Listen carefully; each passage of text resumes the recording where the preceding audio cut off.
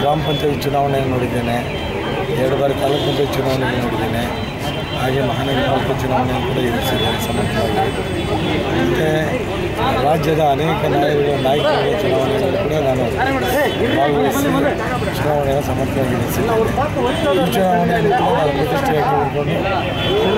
ಪ್ರತಿಷ್ಠೆಯಾಗಿ ತೆಗೆದುಕೊಂಡು ವಿಧಾನಸಭಾ ಕ್ಷೇತ್ರದ ಎಲ್ಲ ಮತದಾರ ಬಂಧುಗಳನ್ನು ಸಂಪರ್ಕ ಮಾಡಿ ಮತ ಪಡೆಯೋದ್ರಲ್ಲಿ ನಾನು ಪ್ರಾರ್ಥನೆ ಮಾಡ್ತೀನಿ.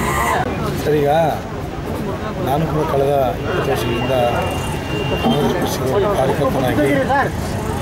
ಕಾರ್ಯಕರ್ತನಾಗಿ ಪಕ್ಷದ ನಿಷ್ಠಾವಂತ ಯುವ ನಾಯಕನಾಗಿ ನಾನು ಕೆಲಸ ಮಾಡಿರೋದ್ರಿಂದ ಇವತ್ತು ಪಕ್ಷ ಗುರುತಿಸಿ ನನಗೆ ಆಶೀರ್ವಾದ ಮಾಡಿದೆ.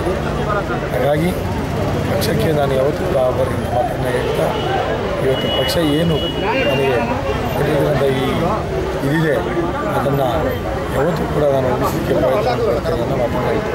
ಸರಿ, ಕ್ಷೇತ್ರದಲ್ಲಿ ಸಾಕಷ್ಟು ಸಮಸ್ಯೆಗಳಿದೆ, ಮೂಲಭೂತ ಸಮಸ್ಯೆಗಳಿದೆ. ಹೌದು, ನಿಜ. ನಾವು ಗೆದ್ದು ಬಂದರೆ ಹೆಚ್ಚು ಯಾವ ಸಮಸ್ಯೆಗೆ ಹೆಚ್ಚು ಮೊದಲನೇದಾಗಿ ನೀರಿಗೆ ಆದ್ಯತೆಯನ್ನು ಕೊಡ್ತೇನೆ.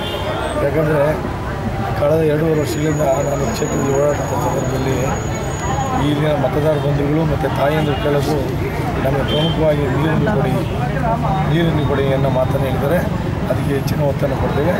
ಆಮೇಲೆ ತದನಂತರ ಏನು ನಮ್ಮ ಬಡವರು ವಾಸ ಮಾಡತಕ್ಕಂಥ ಜಾಗಗಳಲ್ಲಿ ಅವ್ರಿಗೆ ಇದೂ ಕೂಡ ಅನುಮತಿ ವಿತರಣೆ ಆಗಿಲ್ಲ, ಅದನ್ನು ಕೂಡ ನಾನು ಇದನ್ನು ಕೊಡಲಿಕ್ಕೆ ಒತ್ತು ಕೊಡಬೇಕು ಅಂತ ಅಂದ್ಕೊಂಡಿದ್ದೇನೆ. ಹಾಗೆ ಇನ್ನು ಉಳಿದಿಂದ ಮೂಲಭೂತ ಸೌಕರ್ಯಗಳೇನು ರಸ್ತೆ, ಚರಂಡಿ, ಸ್ಟ್ರೀಟ್ ಲೈಟ್ಸು ಇವೆಲ್ಲವನ್ನು ಮಾಡೋಕ್ಕೆ ಎಲ್ಲ ಪ್ರಯತ್ನಗಳನ್ನು ಮಾಡ್ತಿದ್ದೇನೆ. ಸರ್, ಈಗ ಇವತ್ತು ನಾನು ಕ್ಷೇತ್ರದಲ್ಲಿ 2 ವರ್ಷದಿಂದ ಕೆಲಸ ಮಾಡ್ತಾಯಿದ್ದೀನಿ. ನಾನೇನಾದರೂ 2 ವರ್ಷದಿಂದ ಜನಕ್ಕೆ ನೀರು ಕೊಟ್ಟಿದ್ದಾದರೆ ಇಷ್ಟೊತ್ತು ಆಹಾಕಾರ ಇಡಬೇಕು.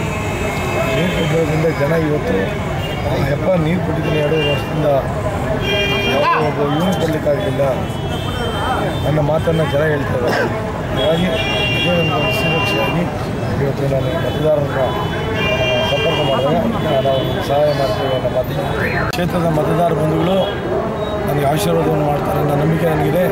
ಅವರ ಆಶೀರ್ವಾದ ನನ್ನ ಮೇಲೆ ಸದಾ ಇರ್ತಿದೆ ಅನ್ನೋ ನಂಬಿಕೆ ಇದೆ.